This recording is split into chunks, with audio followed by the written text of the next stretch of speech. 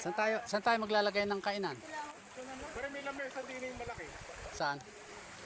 Kanino? Pwede natin hiramin. Pwede naman. Tara, hiramin natin. Kasi kung kanino nga natin hiramin. Nas, Wala, magsasabi lang. Kaya ba kaya na isa mga ano? Huwag lang magsabi. Magsasabi sa may sa lamesa. sa lamesa tayo. Magsasabi tayo sa lamesa. Muna ka namin na. Sige. Bagong dating lang eh. Bagong dating lang? Ay, siya, baka may gagamit. Ay, wala pa ho kayo. Ay, Ay, kapitan mo. pwede nyo kayo. Pero mabigat. Hindi lamesa, katre. Ay, naku, pakihan siguro yun pare. Baka pakihan. Baka pakihan yun. Katre? Ay, kararating lang, pakihan yan. Ah, pakihan niya. Pakihan yan, magpapaki sila ng ano dyan, ng prutas. Huwag na. Huwag na yan. Baka tayo makasuhan pa dyan.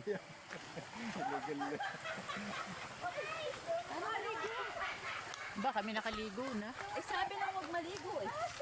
Ay, paano kami Di, ating patagin muna yung pagtatayuan niyang kainan. Sige, palapa muna pare. Sige, palapa muna. Ah, ito pare. Kuha tayo muna ng palapa. Pitan mo nga muna to. Wala ko na yung ano.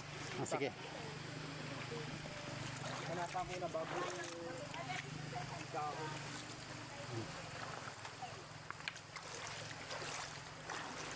Tingnan ko yung mga tatagpitang. Tess, maghubad ka na ng jogging pants. Mag-aalis nga kaya kuha ko pa rin. Ay, balit na kayong hinubad nyo. Kanina, babasahin mo.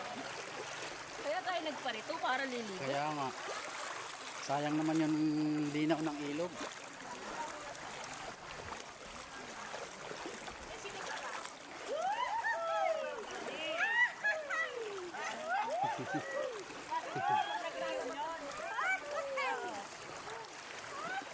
Nakalamoy na yun.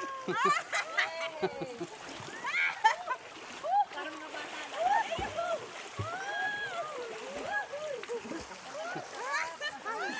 Patay pa sa iyo, high school yan. Ginagawa natin.